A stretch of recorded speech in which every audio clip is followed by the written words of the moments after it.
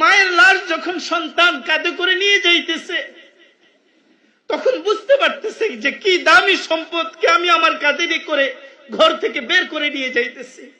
যখন হারাইছে তখন বুঝতেছে এই দুনিয়ার বুকে নিঃস্বার্থ ভালোবাসা হলো মা বাবার ভালোবাসা। এজন্য আল্লাহর হাবিব সাল্লাল্লাহু আলাইহি ওয়াসাল্লাম ইরশাদ করেন, আল্লাহ তাআলা সকল অপরাধগুলোকে মাফ করেন, মা বাবার সাথে যখন অন্যায় করে আল্লাহ তাআলা এটা মাফ করে না। نحمده ونستعينه ونستغفره ونعوذ بالله من شرور أنفسنا ومن سيئات أعمالنا من يهده الله فلا مضل له ومن يضلله فلا هادي له ونشهد أن لا إله إلا الله وحده لا شريك له ونشهد أن سيدنا ومولانا محمدا عبده ورسوله صلى الله عليه وعلى آله وأصحابه وبارك وسلم. أعوذ بالله من الشيطان الرجيم. بسم الله الرحمن الرحيم. قد أفلح المؤمنون الذين هم في صلاتهم خاشعون والذين هم عن اللغو معرضون. وقال رسول الله صلى الله عليه وسلم إن الله تعالى حرم عليكم عقوق الأمهات أو كما قال عليه الصلاة والسلام. سبحانك لا علم لنا إلا ما علمتنا إنك أنت العليم الحكيم.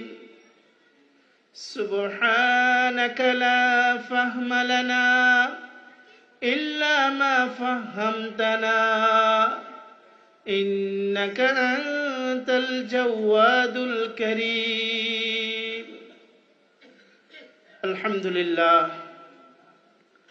আল্লাহ পাকের লাখো কোটি শুকরিয়া। দক্ষিণ শস্যদী খানেবাড়ি মদিনা জামে মসজিদ ও এলাকাবাসীর উদ্যোগে আজকের এই তাফসিরুল কোরআনে মাহফিলে আগত সম্মানিত মুসল্লিয়ান বৃন্দ ও পর্দার আড়াল থেকে আমার যে সকল মা ও বোনেরা দ্বীনের এই নসিহতগুলা শুনতেছি, সবাইকে আমার দিল থেকে আন্তরিকতার সাথে মোবারকবাদ জানাচ্ছি। আল্লাহ তাআলার অশেষ মেহেরবানি, আল্লাহ তাআলা আমাদেরকে দ্বীনের কিছু কথা শোনার জন্য এবং বলার জন্য তৌফিক দিয়েছেন, আলহামদুলিল্লাহ। আল্লাহ রাব্বুল আলামিন আমাদেরকে অল্প সময়ের এক হায়াত দিয়ে দুনিয়ার মধ্যে পাঠাইছেন। অল্প সময়ের জন্য আমরা এই দুনিয়ার বুকে আসছি। প্রতিনিয়ত আমাদের মধ্যে হতে আমাদের ভাইয়েরা, আমাদের আপন মানুষগুলো আমাদের থেকে বিদায় নিয়ে চলে যাইতেছে। আজ থেকে 10 বছর আগে এই সমাজে যতগুলা মানুষ ছিল, এখন কি সবাই আছে? আজকে যারা আমরা আছি, আগামী 10 বছরের মধ্যে আমরা অনেকেই থাকবো না। ধীরে ধীরে আস্তে আস্তে আমরা চলে যাব। সামনে একটা দিন আমাদের সামনে আছে, যেই তারিখে আল্লাহ তাআলা আমাদের জন্য মৃত্যুর তারিখটা লিখে রেখেছেন। ওই সময়টা যেদিনে আসবে, এরপরে আমাদেরকে আর কোনো সুযোগ দেওয়া হবে না। فَإِذَا جَاءَ أَجَلُهُمْ لَا يَسْتَأْخِرُونَ سَاعَةً وَلَا يَسْتَقْدِمُونَ। মৃত্যুর সময় যখন চলে আসে, তো আল্লাহ তাআলা এর পরে তাকে আর সুযোগ দেন না। আপনি যত ভালো ওষুধ সেবন করেন, যত ভালো ডাক্তারের কাছে নিয়ে যাক আপনাকে, যত ভালো ট্রিটমেন্ট আপনার উপর দিয়ে চলো, কোনো লাভ হবে না, কেননা মৃত্যুর তারিখ চলে আসছে। আর আল্লাহ তাআলা মৌতের সিদ্ধান্ত লিখে রাখে নেই। তো মৃত্যু মৃত্যু ডাক্তার যতই বলুক যে অল্প কয়েকদিন খাওয়ান, বাঁচবে না, আল্লাহ তাআলার সিদ্ধান্ত যদি হয় বাঁচায় রাখা, তো সে বেঁচে থাকবে।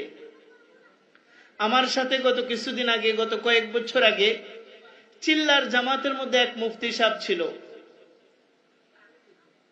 এই লাটিমি বাড়ি। তো জামাতের মধ্যে যখন বাইর হয়েছি, আজ থেকে 10 বছর আগে হাটাজারি এলাকাতে আমরা চিল্লা লাগাইতেছিলাম, সবাই মোবাইলগুলো আমাকে জমা দিয়ে দিয়েছে। তো মুফতি সাহেবরে বললাম যে আপনার মোবাইলটাও জমা দিয়ে দেন। তো বলল যে হুজুর আমার মোবাইলটা নিয়েন না, কেননা আমার অবস্থা ভালো না, আমি ব্লাড ক্যান্সারে আক্রান্ত, আমি ক্যান্সারের রোগে আক্রান্ত,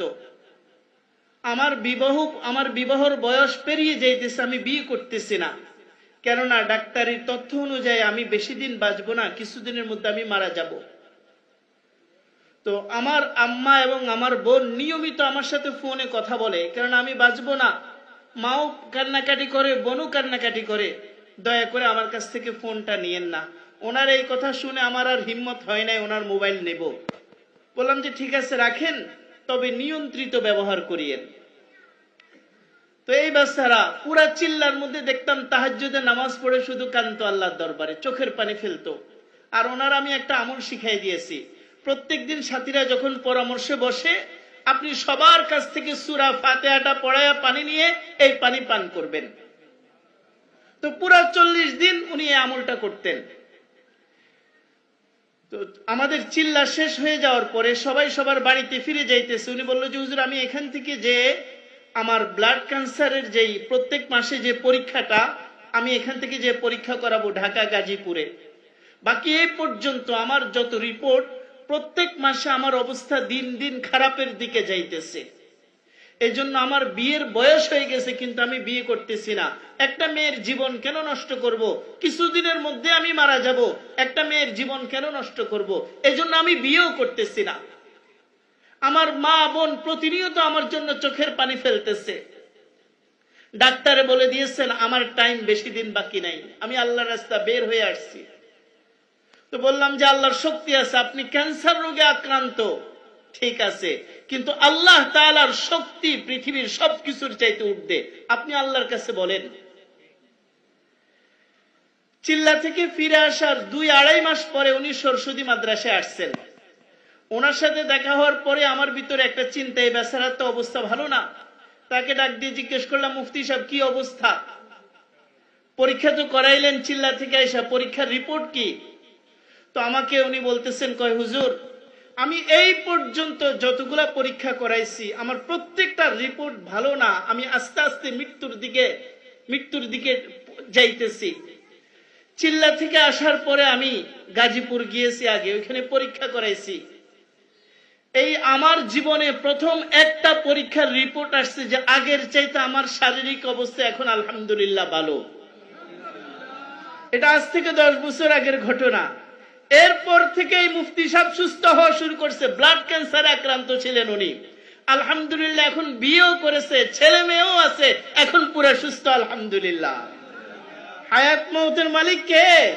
আল্লাহ। ডাক্তার বলতে পারে আপনার সময় আর বাকি নাই, হিম্মত হারাবো না, আমি যার গোলাম, আমার মালিক যিনি, উনি সব কিছুর উপরে তার ক্ষমতা চলে। ইমাম বুখারী রহমতুল্লাহ আলাইহি, বুখারী শরীফ আমরা পড়ে শুনি না, বুখারী শরীফ এই পৃথিবীর বুকে কোরআন শরীফের পরে সবচেয়ে সম্মানিত কিতাবের নাম হলো বুখারী শরীফ। এই ইমাম যিনি লিখেছেন ওনাকে বলা হয় ইমাম বুখারী। ইমাম বুখারী ছোটকালে অন্ধ হয়ে গেছেন, অল্প বয়সে অন্ধ হয়ে গেছে। গতকাল ফেনী মার্কাজে এক মুরব্বী আমার সাথে মুসাফা করতেছে। তো মুসাফা করতে করতে বলতেছে আমি সরস্বতী মাদ্রাসার ছাত্র ছিলাম, দাগনভূঞা ইউসুফ কাসিমি সাহেব হলো আমার সাথী ভাই, এখন উনি অন্ধ হয়ে গেছে। তো উনি স্মৃতিচারণ গুলা করতেছেন। তো ইমাম বুখারী রহমতুল্লাহ আলাইহি অল্প বয়সে অন্ধ হয়ে গিয়েছিল। তো ওনার আম্মা আল্লাহর কাছে দোয়া করতো, আল্লাহ আমার ছেলেটা অল্প বয়সে বাবা হারা এতিম ছেলে, অল্প বয়সে বাবা দুনিয়া থেকে চলে গেছে, মাওলা তুমি আমার ছেলের দৃষ্টি শক্তি ফিরিয়ে দাও, আমার ছেলেটা অন্ধ হয়ে গেছে, ছোট্ট শিশু, ছোট্ট ছেলে। মা আল্লাহর কাছে দোয়া করতে সব সময়, দোয়া করতে করতে এই অন্ধ ইমাম বুখারীর দৃষ্টি শক্তি আল্লাহ তাআলা আবার ফিরিয়ে দিয়েছে। হাদিসের মধ্যে আছে 3 ব্যক্তির দোয়া আল্লাহ তাআলা ফিরিয়ে দেন না। কয় ব্যক্তির দোয়া? 3 ব্যক্তির দোয়া আল্লাহ তাআলা ফিরিয়ে দেন না। তার মধ্যে এক হলো মা বাবার দোয়া, 2 নাম্বার মুসাফিরের দোয়া, 3 নাম্বার মজলুমের দোয়া। মজলুম, যার উপর জুলুম করা হয়েছে, এর বদদুয়া আল্লাহ তাআলা কবুল করে নেন। মজলুম যদি জিনাকার মহিলাও হয় আল্লাহ তার পক্ষে থাকে। মজলুম যদি কাফেরও হয় আল্লাহ তাআলা তাকে সাহায্য করে। কিতাবের মধ্যে ঘটনা আছে, এক ছেলে তার মাকে খুব গালিগালাজ করেছে, ঘাড় ধরে ধাক্কা মেরেছে। মা মনের দুঃখের সাথে বলতেছে, আল্লাহ তোরে কালকের মধ্যে মৃত্যু দেখ।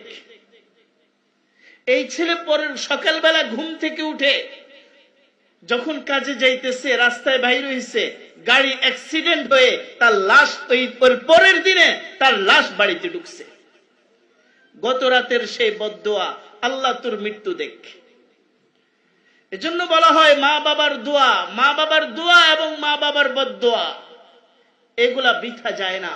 ইমাম বুখারীর চোখের দৃষ্টি ফিরিয়ে দিয়েছে আল্লাহ তাআলা তার মায়ের দোয়াতে, তার মায়ের দোয়াতে।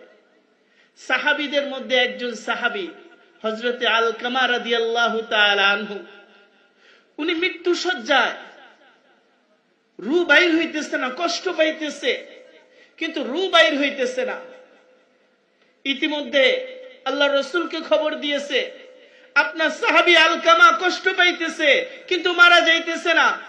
আল্লাহর হাবিব আসলো, আয়েশা দেখে যে আলকামার অনেক কষ্ট হইতেছে কিন্তু মারা যাইতেছে না।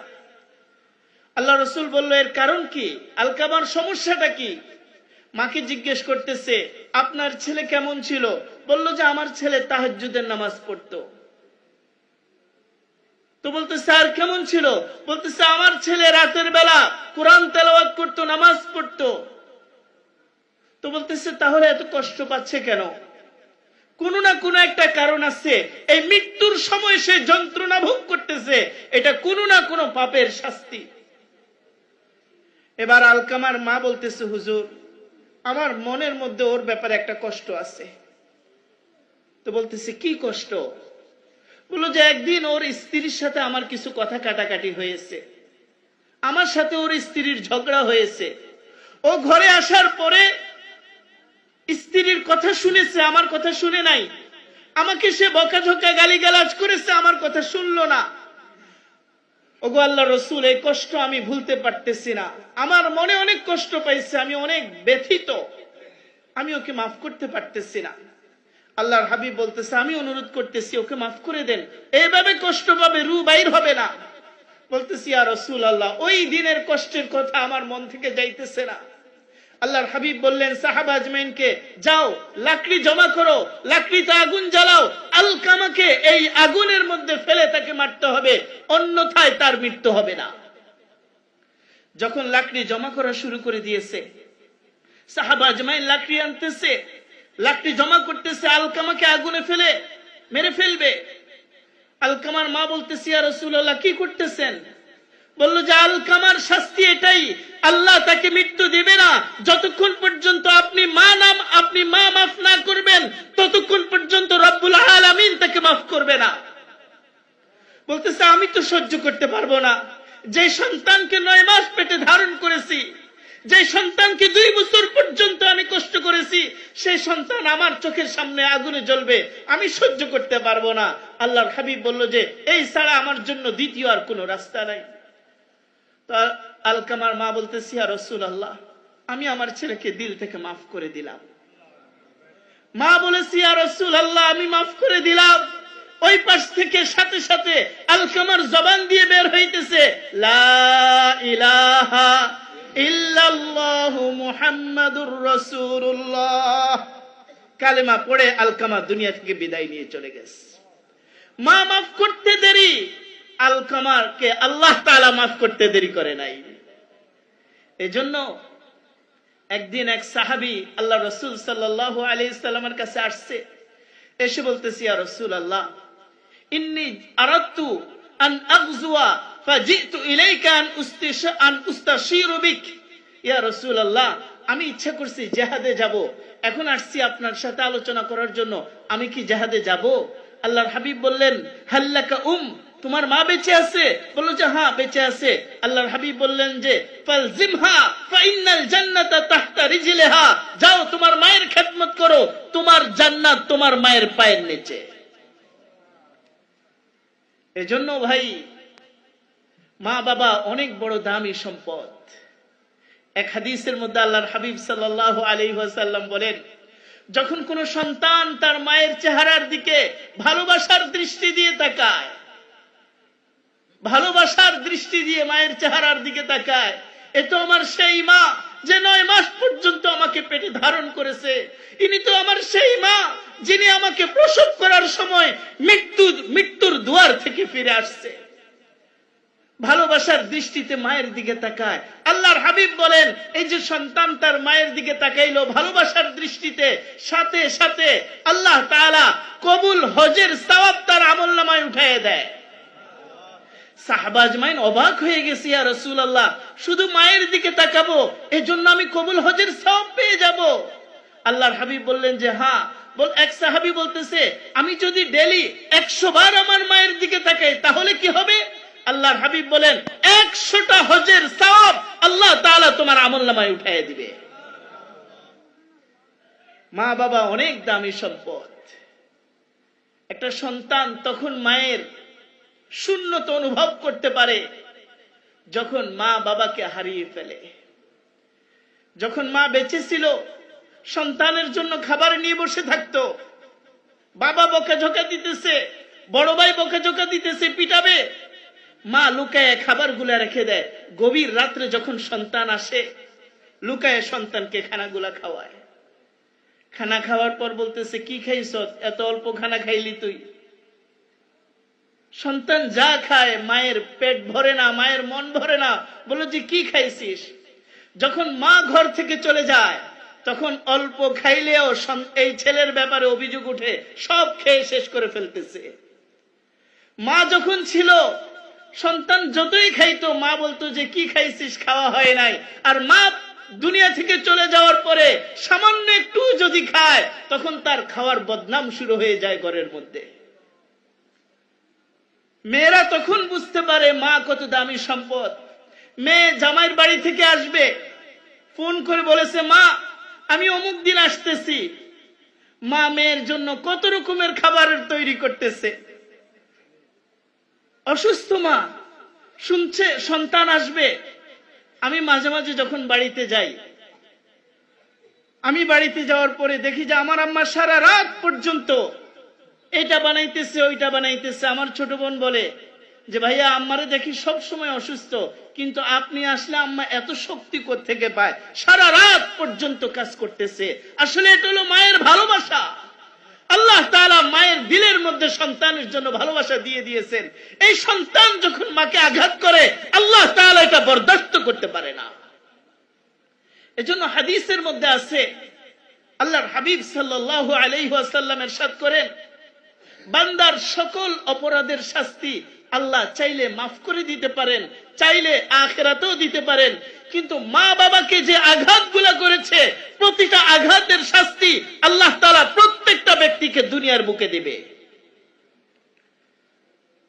এজন্য মা বাবার সাথে খবরদার, আচরণে সাবধান। মেয়ে জামাইয়ের বাড়ি থেকে আসতেছে, মা জানে আজকে আসবে, সিএনজির আওয়াজ শুনলেই দৌড়ে উঠানে চলে আসে, সন্তান মেয়ে আসছে কিনা। কিছুদিন আগে এক জায়গায় মাহফিলে গেছিলাম, তো এক মুরব্বী আমার বলতেছে, হুজুর আমি আমার মেয়েটাকে উঠিয়ে দেওয়ার জন্য গুণবতী বাজারে গিয়েছি, আমি কেন বাজার পর্যন্ত গেলাম, আমার ছেলে আমাকে বকাঝকা করতেছে, আপনি মুরব্বী মানুষ, আপনি বাড়ি থেকে বিদায় করে দিলেই চলে, আপনি বাজার পর্যন্ত কেন গেলেন এত কষ্ট করে? তো বলতেছে, কয় হুজুর আমি যে কেন গেছি আমি কাউকে বুঝাইতে পারবো না, আমার মেয়ে তো যায় নাই, আমার কলিজাটা সাথে করে চলে গেছে, মেয়ে তো যায় নাই, আমার কলিজাটা সাথে করে চলে গেছে। মেয়ে আসতেছে বাপের বাড়ি থেকে, মা অপেক্ষা করতেছে খাবার দাবার বানায়া, বুড়া মানুষ নিজে চলতে পারে না। মেয়ে যখন সিএনজি থেকে নামছে, দুইটা নাতিরে দুই পাশে কোলের মধ্যে জড়াইয়া ধরছে নানু।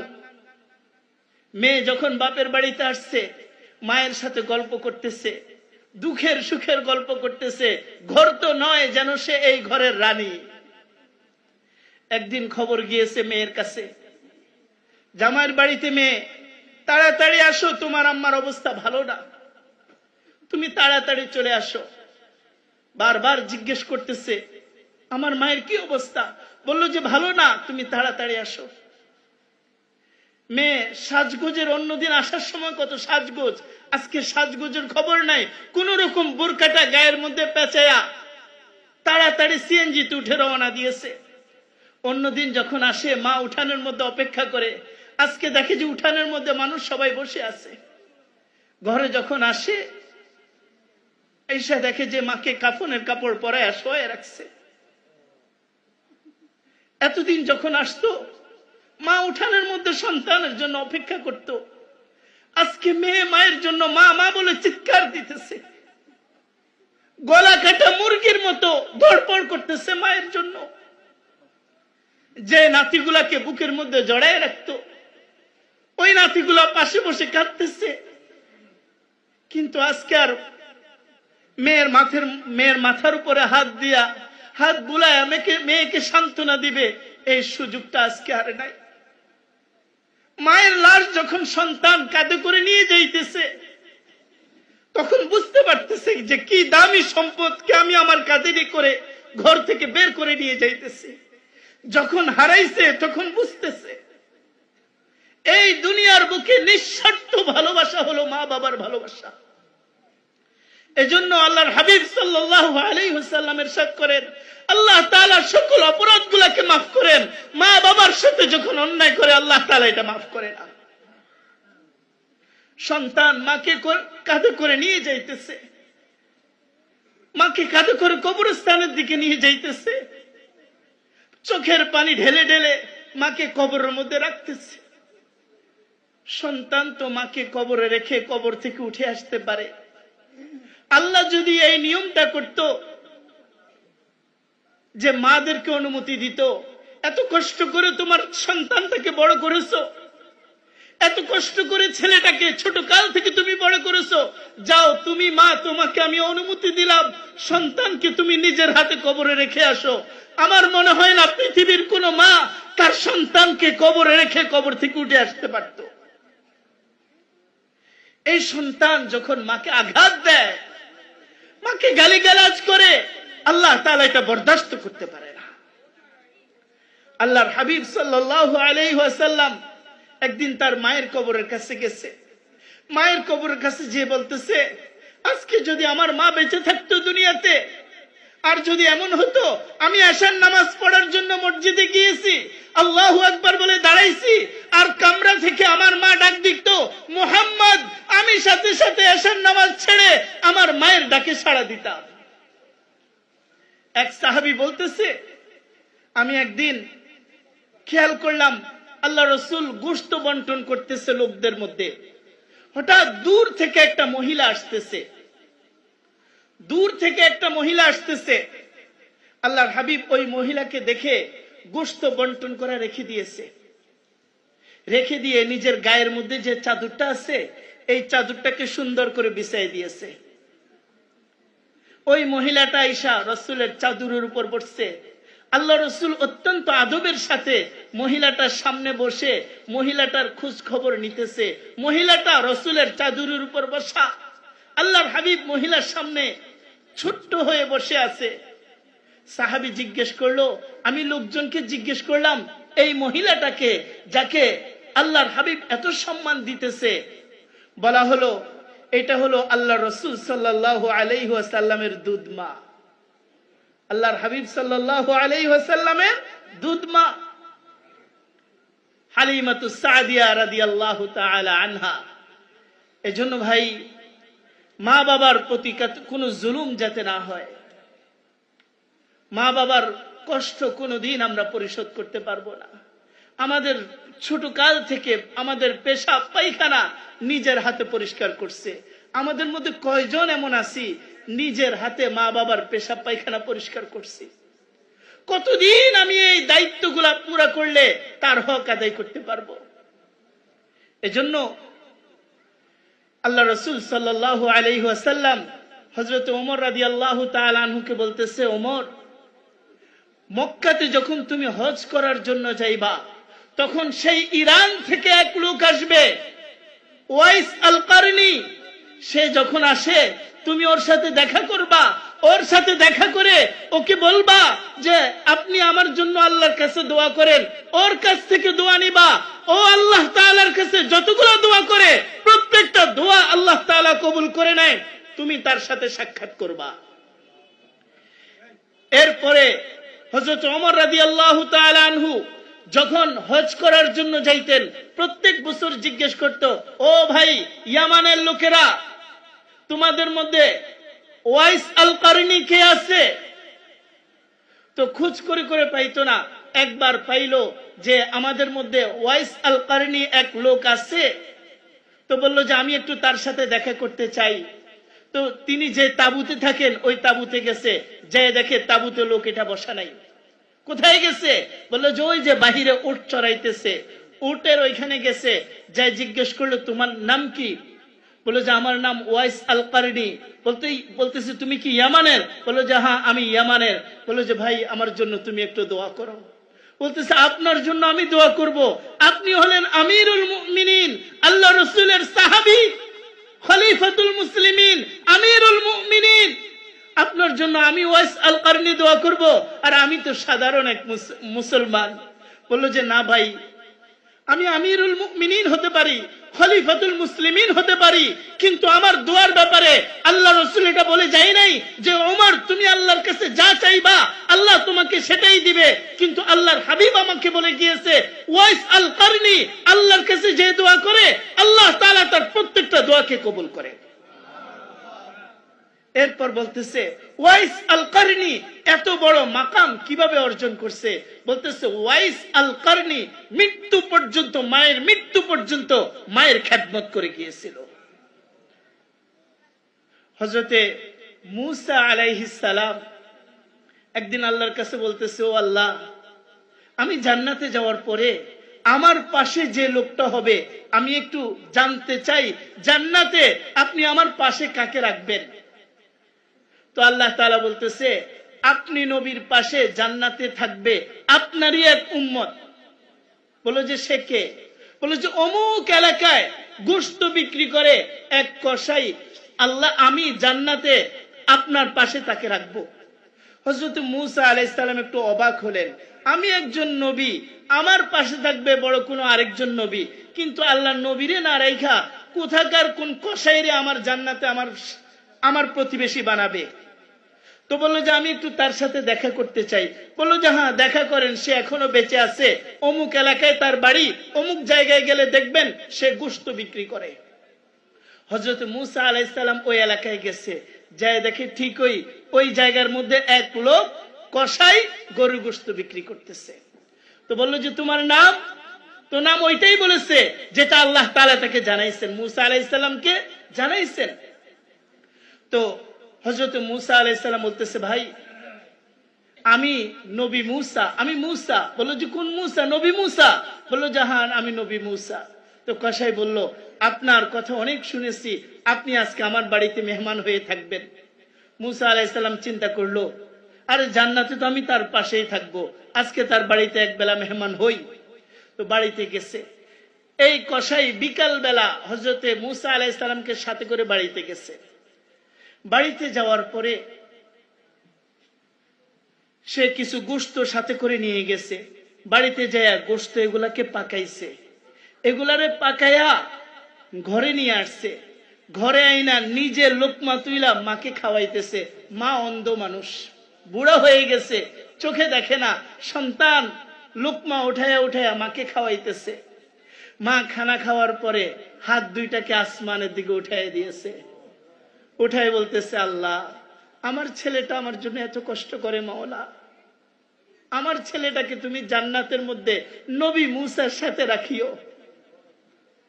আল্লাহ, আমার ছেলেটারে তুমি জান্নাতের মধ্যে তো জান্নাতে দিবা, কিন্তু নবী মুসার সাথে দিও, কেননা নবী মুসারও তুমি অনেক দামি জান্নাত দিবা, সাথে করে আমার ছেলেটাও। মুসা আলাইহিস সালাম বলতেছে, ভাইরে, এই মহিলা কি বলতেছে গুনগুন কইরা? কয়, মায়ের কথা আর বলিয়েন না, মা তো মা। আমার মা আল্লাহর কাছে সবসময় দোয়া করে, আল্লাহ আমারে জান্নাতে নবী মুসার পাশে রাখতো। আমি একটা কসাই মানুষ, আমি কোথায় নবী মুসা আর আমি কোথাকার কসাই? আমার যে ব্যাপারে আমার মা দোয়া করে যাতে আমি নবী মুসার পাশে থাকি। বললো যে আল্লাহ তোমার মায়ের দোয়া কবুল করে নিয়েছে। কসাই বলতেছে, ওগো আল্লাহর নবী, আমি প্রত্যেক দিন বাজার থেকে আসার পরে নিজের হাতে গোশত পাকাই, আমার সন্তানদেরকে খানা খাওয়ানোর আগে এই গোশতটা আমি আগে আমার মায়ের মুখে উঠাই দিই। আল্লাহর কাছে এত পছন্দ হয়েছে, আল্লাহর কাছে এত পছন্দ হয়েছে, আল্লাহ তাআলা এই কসাইয়ের ঠিকানা হযরত মূসা আলাইহিস সালামের পাশে জান্নাতের মধ্যে বানাইছেন। ও ভাই, মা বাবার দোয়া সবচেয়ে দামি সম্পদ, সবচেয়ে দামি সম্পদ। এজন্য নিজের সর্বোত্তম চেষ্টা করে মা বাবাকে খুশি রাখার চেষ্টা করা, মা বাবাকে খুশি রাখার চেষ্টা করা। হাদিসের মধ্যে আছে, কোন কারো যদি মা বাবা মারা যায়, মা বাবার খেদমত করার সুযোগ নাই, মা বাবার খেদমত করার আর কোনো সুযোগ নাই, মা বাবা মারা গিয়েছে, তো আল্লাহর হাবিব বলে, এই লোকটা যদি নিয়মিত মা বাবার কবর জিয়ারত করে, মা বাবার জন্য দোয়া করে, মা বাবার যে সকল আত্মীয়রা আছে এদের সাথে সুন্দর ব্যবহার করে, তো মা বাবার সাথে বেঁচে থাকলে, দুনিয়াতে সুন্দর আচরণ করলে যে সওয়াব পাইতো, মা বাবার জন্য দোয়া করার কারণে আল্লাহ তাআলা এই সওয়াব দান করে।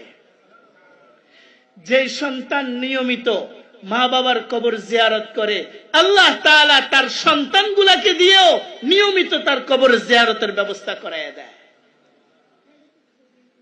এজন্য মা বাবা যদি বেঁচে থাকে, এটা আমাদের জন্য সম্পদ। এই সম্পদের মূল্যায়ন করা, এই সম্পদের হেফাজত করা। আম্মা জান আয়েশা রাদিয়াল্লাহু তাআলা আনহা বলেন, আল্লাহ রাসূল সাল্লাল্লাহু আলাইহি ওয়াসাল্লাম বলতেছেন, আমি যখন মেরাজের রাত্রে জান্নাতে গিয়েছি, আমি যখন মেরাজের রাত্রে জান্নাতে গিয়েছিলাম, জান্নাতে যাওয়ার পর আমি শুনি যে জান্নাতের মধ্যে কোরআন তেলাওয়াত হইতেছে। পুরা জান্নাতের মধ্যে কোরআন তেলাওয়াত করতেছে। কে কোরআন তেলাওয়াত করে দেখা যায় না, কিন্তু যেমন একটা মসজিদের মধ্যে যখন একজনে তেলাওয়াত করে, স্পিকারের মাধ্যমে পুরা মসজিদের মধ্যে আওয়াজটা শোনা যায় না। আল্লাহর হাবিব বলেন, আমি যখন জান্নাতে গেলাম, পুরা জান্নাতের মধ্যে তেলাওয়াতের আওয়াজ আমার কানে ভেসে আসতেছে। আমি হযরত জিবরাইল আলাইহিস সালামকে জিজ্ঞেস করলাম, মান হাদা, এই লোকটাকে জান্নাতের মধ্যে তেলাওয়াত করতেছে? হযরত জিবরাইল আলাইহিস সালাম বলতেছে, এত হলো আপনার সাহাবী, মদিনাতে বসে কোরআন তেলাওয়াত করতেছে। তার কোরআন তেলাওয়াত আল্লাহর কাছে এত পছন্দনীয়, তার তেলাওয়াত আল্লাহ তাআলা পুরা জান্নাতবাসীকে শুনাইতেছে। সে ছিল হযরত হারিসা ইবনে নুমান রাদিয়াল্লাহু তাআলা আনহু।